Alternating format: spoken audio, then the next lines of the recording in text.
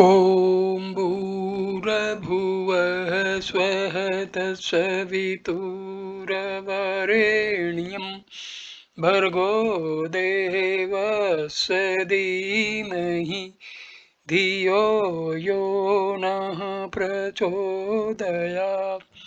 ॐ शान्ति शान्ति शान्तिः. Namaste, my dear friends. This is first video on the realization and its method,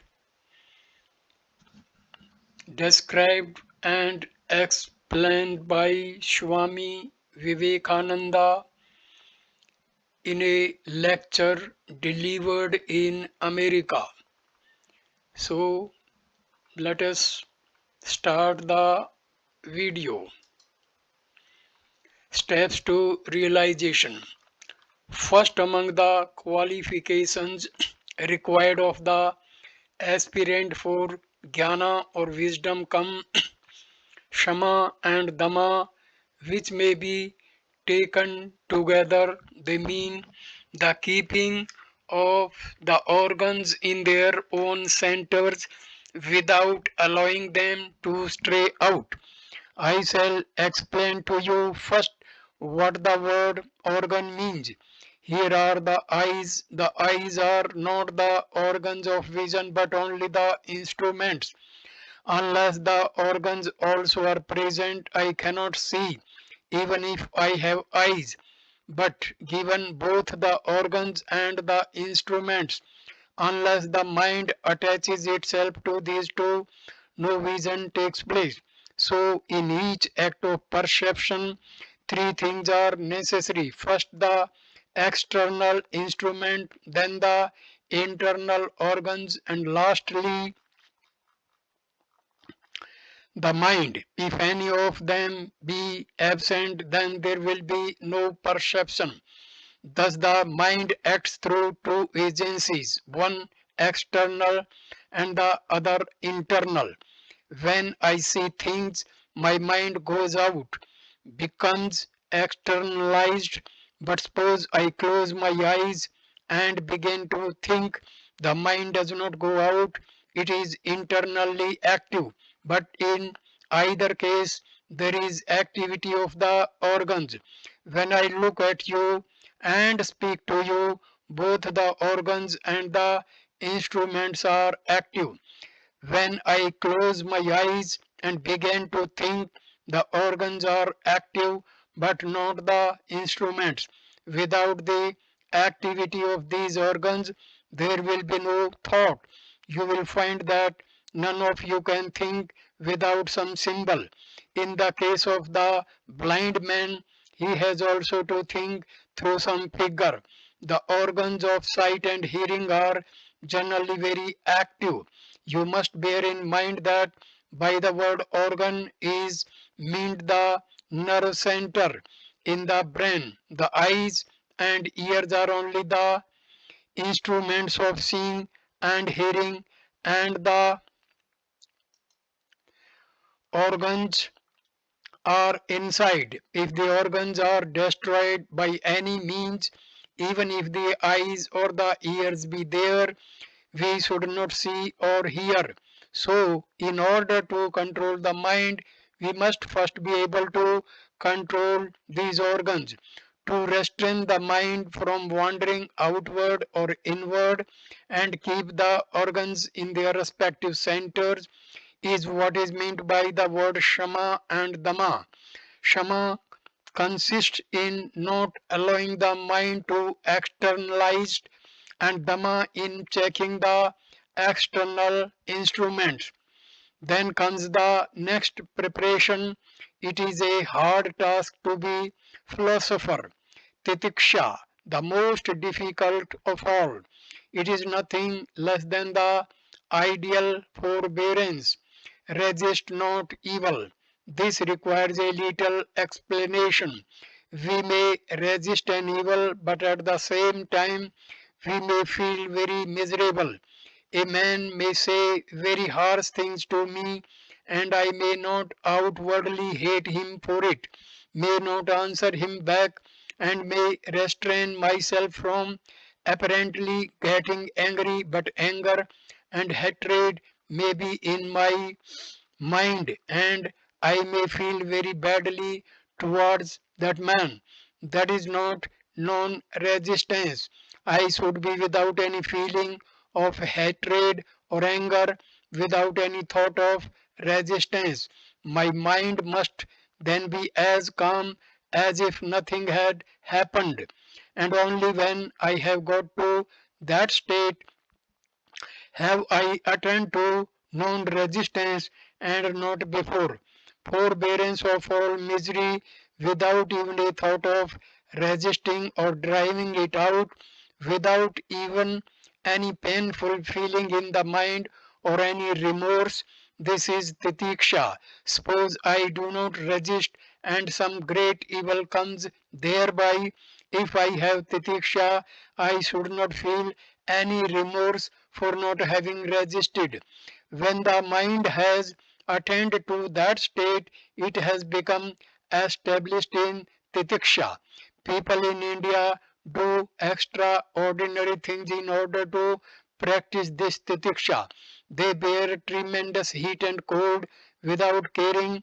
They do not even care for snow because they take no thought for the body. It is left to itself as if it were a foreign thing. Now comes Uparti, which consists in not thinking of things of the senses.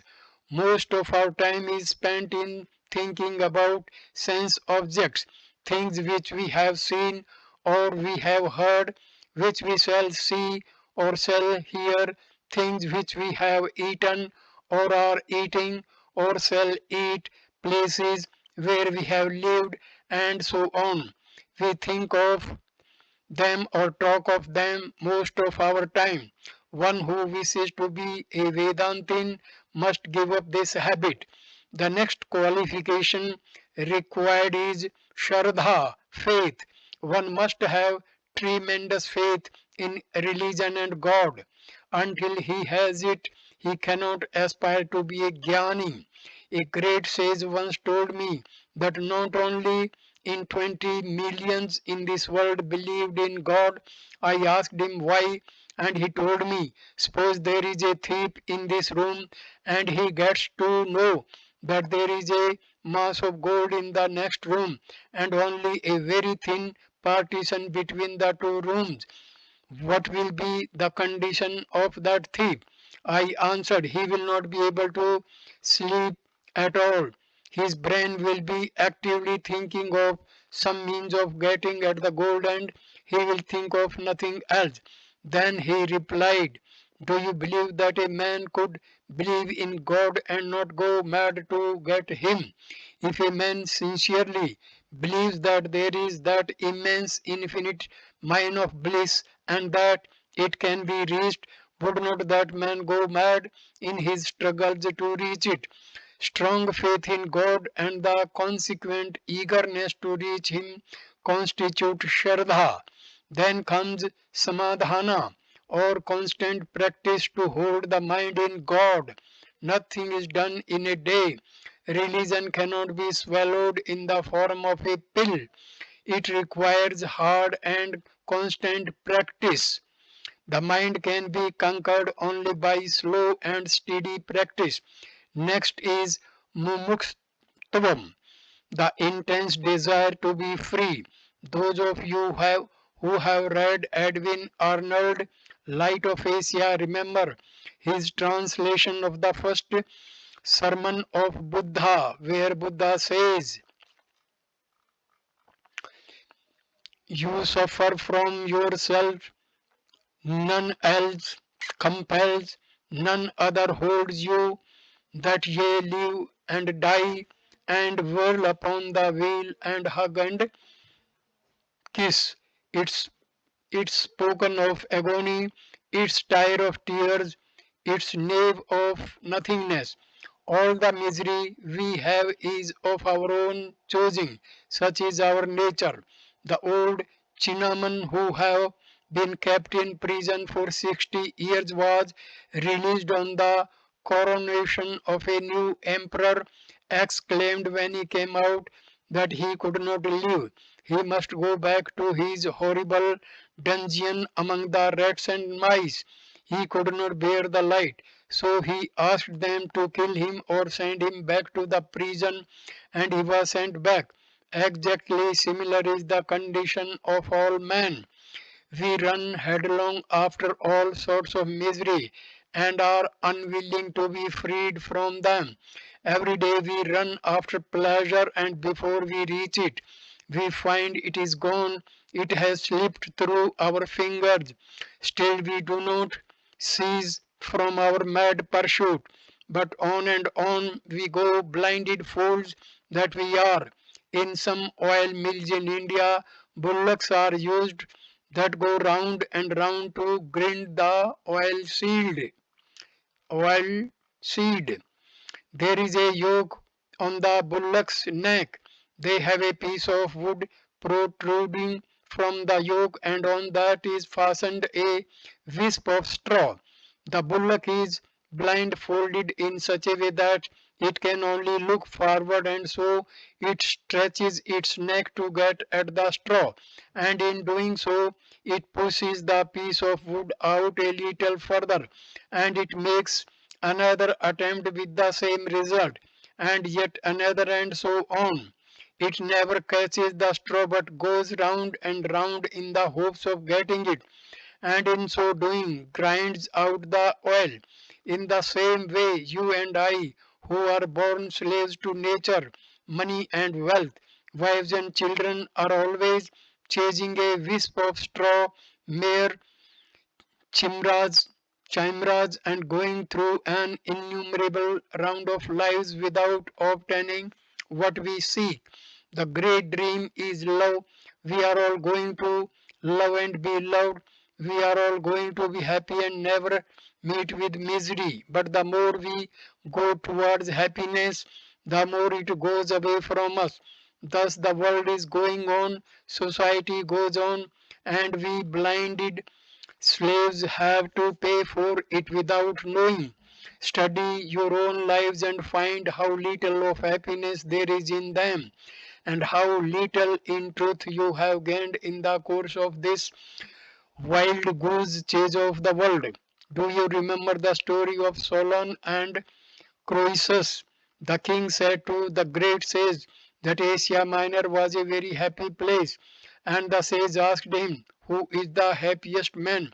"I have not seen anyone very happy." "Nonsense," said Croesus, "I am the happiest man in the world." "Wait, sir, till the end of your life. Don't be in a hurry," replied the sage, and went away. In course of time that king was conquered by the Persians, and they ordered him to be burnt alive. The funeral pyre was prepared, and when poor Croesus saw it, he cried aloud, "Solon, Solon."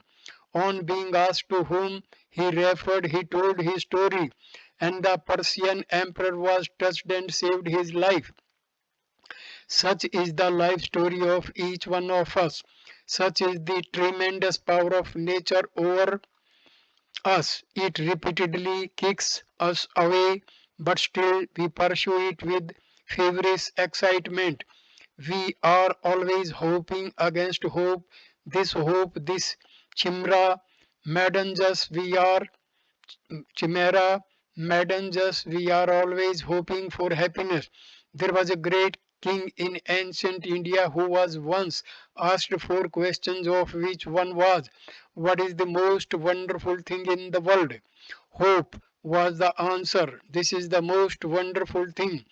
Day and night we see people dying around us, and yet we think we shall not die.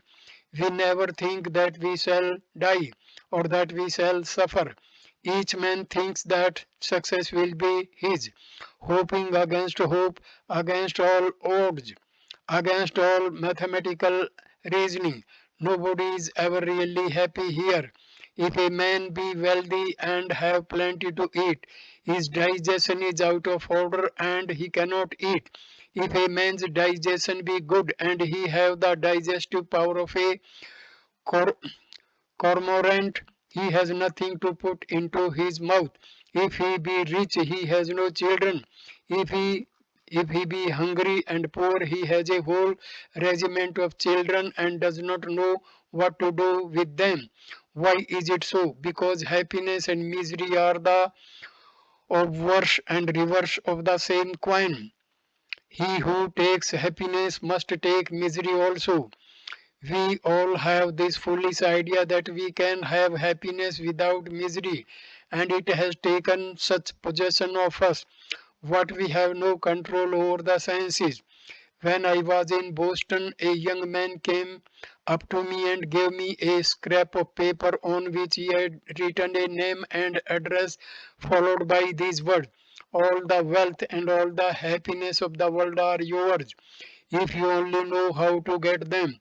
If you come to me, I will teach you how to get them. Charge you $5. He gave me this and said, what do you think of this? I said, young man, why don't you get the money to print this? You have not even enough money to get this printed. He did not understand this. He was infatuated with the idea that he could get immense wealth and happiness without any trouble. There are two extremes into which men are running. One is extreme optimism, when everything is rosy and nice and good. The other extreme pessimism, when everything seems to be against them. The majority of men have more or less undeveloped brains. One in a million we see with a well-developed brain. The rest either have peculiar idiosyncrasies or are monomaniacs. Naturally, we run into extremes. When we are healthy and young, we think that all the wealth of the world will be ours. And when later we get kicked about by society like footballs and get older, we sit in a corner and croak and throw cold water on the enthusiasms of others. Few men know that with pleasure there is pain, and with the pain pleasure, and as pain is disgusting, so is pleasure, as it is twin brothers of pain. It is derogatory to the glory of man that he should be going after pain, and equally derogatory that he should be going after pleasure. Both should be turned aside by man whose reason is balanced. Why will not man seek freedom from being played upon? This moment we are whipped, and when we begin to weep, nature gives us $1. Again we are whipped, and when we weep, nature gives us a piece of gingerbread, and we begin to laugh again. The sage wants liberty. He finds that sense objects are all vain and that there is no end to pleasure and pain. How many rich people in the world want to find fresh pleasure? All pleasures are old and they want new ones. Do you know, see how many foolish things they are inventing every day just to titillate the nerves for a moment, and that done, how there comes a reaction. The majority of people are just like a flock of sheep. If the leading sheep fall into a ditch, all the rest follow and break their necks. In the same way, what leading members of a society does, all the others do without thinking what they are doing. When a man begins to see the vanity of worldly things, he will feel he ought not to be thus played upon or borne along by nature.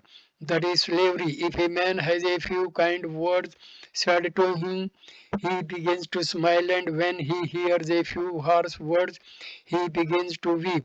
He is a slave to a bit of bread, to a breath of air, a slave to dress, a slave to patriotism, to country, to name and to fame. He is thus in the midst of slavery, and the real man has become bred within through his bondage. What you call man is a slave. When one realizes all this slavery, then comes the desire to be free.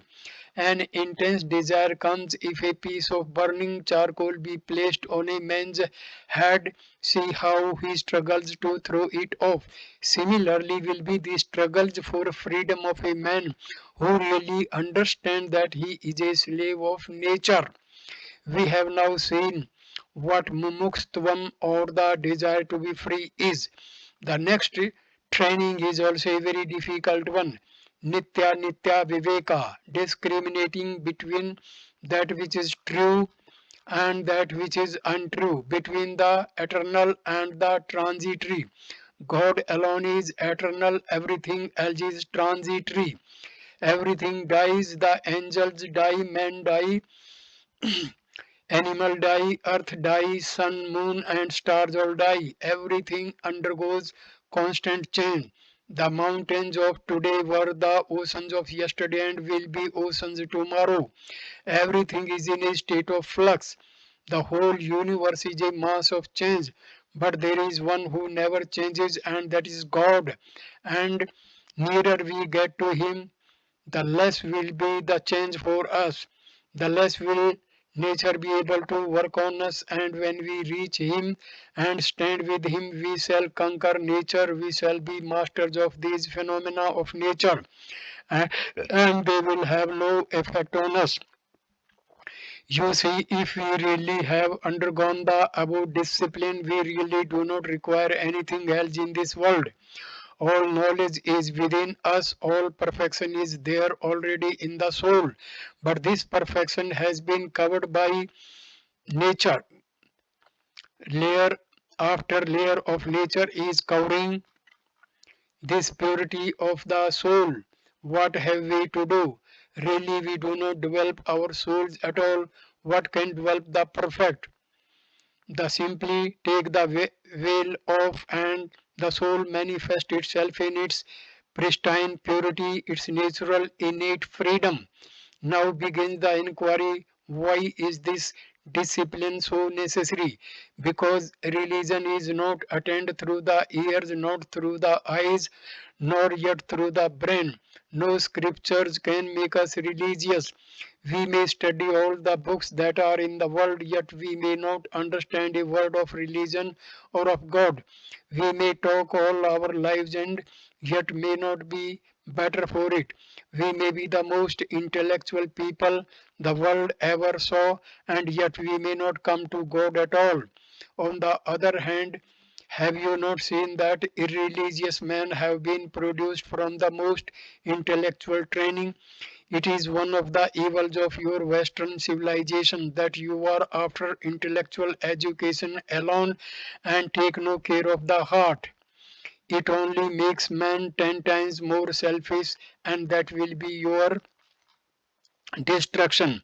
When there is conflict between the heart and the brain, let the heart be followed, because intellect has only one state, reason, and within that intellect works and cannot get beyond. It is the heart which takes one to the highest plane, which intellect can never reach. It goes beyond intellect and reaches to what is called inspiration. Intellect can never become inspired, only the heart, when it is enlightened, becomes inspired. An intellectual, heartless man never becomes an inspired man. It is always the heart that speaks in the man of law. It discovers a greater instrument than intellect can give you, the instrument of inspiration. Just as the intellect is the instrument of knowledge, so is the heart the instrument of inspiration. In a lower state, it is a much weaker instrument than intellect. An ignorant man knows nothing, but he is a little emotional by nature. Compare him with a great professor. What wonderful power the latter possesses! But the professor is bound by his intellect, and he can be a devil and an intellectual man at the same time. But the man of the heart can never be a devil. No man with emotion was ever a devil. Properly cultivated, the heart can be changed and will go beyond intellect. It will be changed into inspiration. Man will have to go beyond intellect in the end. The knowledge of man, his powers of perception, of reasoning, and intellect and heart, all are busy churning this milk of the world. Out of long churning comes butter, and this butter is God. Men of heart get the butter, and the buttermilk is left for intellectual. These are all preparations for the heart, for that love, for that intense sympathy, appear training to the heart, up, appertaining to the heart. It is not at all necessary to be educated or learn it to get to God. A sage once told me, to kill others one must be equipped with swords and shields, but to commit suicide a needle is sufficient. So to teach others, much intellect and learning are necessary, but not so for your own self-illumination. Are you pure? If you are pure, you will reach God. Blessed are the pure in heart, for they shall see God. If you are not pure and you know all the sciences in the world, that will not help you at all. You may be bred in all the books you read, but that will not be of much use. It is the heart that reaches the goal. Follow the heart. A pure heart sees beyond the intellect. It gets inspired. It it knows things that reason can never know, and whenever there is conflict between the pure heart and the intellect, always side with the pure heart, even if you think what your heart is doing is unreasonable. When it is desirous of doing good to others, your brain may tell you that it is not politic to do so, but follow your heart, and you will find that you make less mistakes than by following your intellect. The pure heart is the best mirror for the reflection of truth. So all these disciplines are for the purification of the heart, and as soon as it is pure, all truths flash upon a it is in a minute. All truth in the universe will manifest in your heart if you are sufficiently pure. The great truths about atoms and the finer elements and the fine perceptions of man were discovered ages ago by men who never saw a telescope or a microscope or a laboratory. How did they know all these things? It was through the heart. They purified the heart. It is upon to us to do the same today. It is the culture of that heart really, and not that of the intellect, that will lessen the misery of the world. Intellect has been cultured with the result that hundreds of sciences have been discovered, and their effect has been that the few have made slaves of the many. That is all good that has been done. Artificial wants have been created, and every poor man, whether he has money or not, desires to have those wants satisfied, and when he cannot, he struggles and dies in the struggle.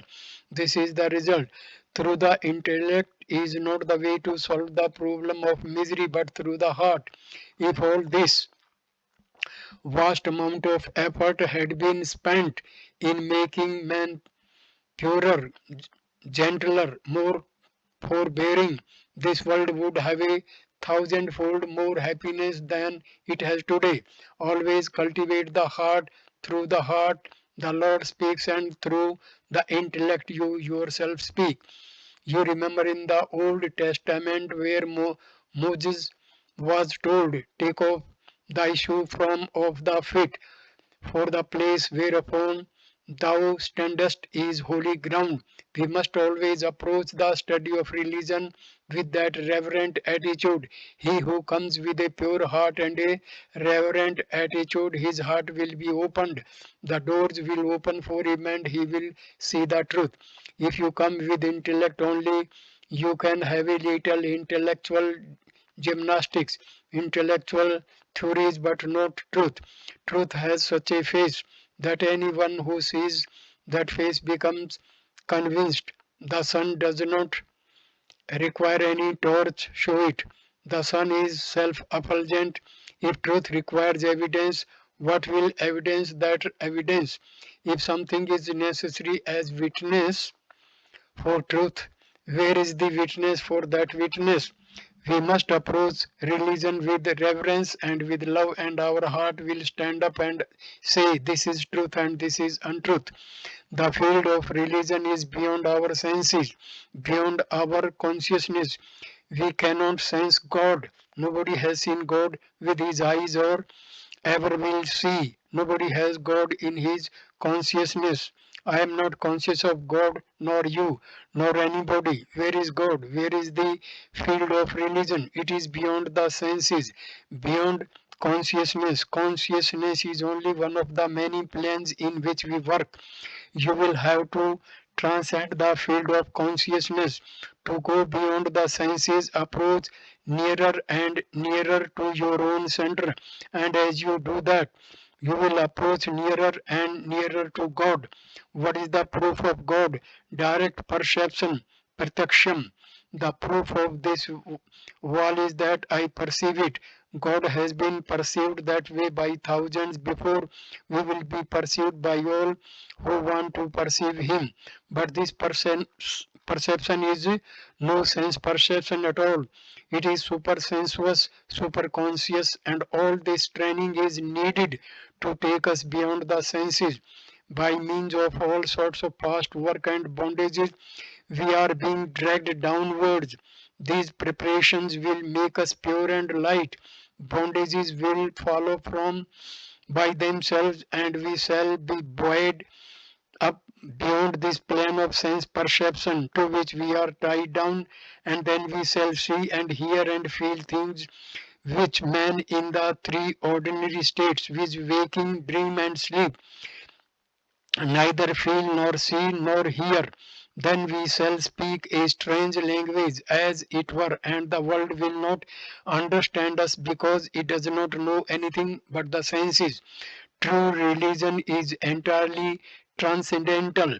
Every being that is entirely Every being that is in the universe has the potentiality of transcending the senses. Even the little worm will one day transcend the senses and reach God.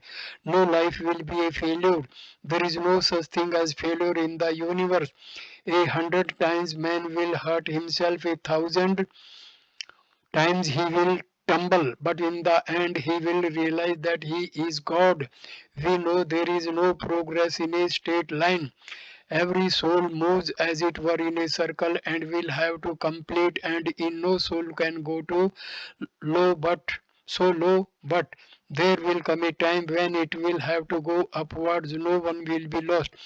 We are all projected from one common center, which is God, the highest as well as the lowest life God ever projected will come back to the Father of all lives, from whom all beings are projected, in whom all live, and unto whom they all return. That is God. At this point, I complete this video. Next video number 2, I will start hints on practical spirituality, delivered at the Home of Truth, Los Angeles, California. Thank you, my dear friends. Namaste.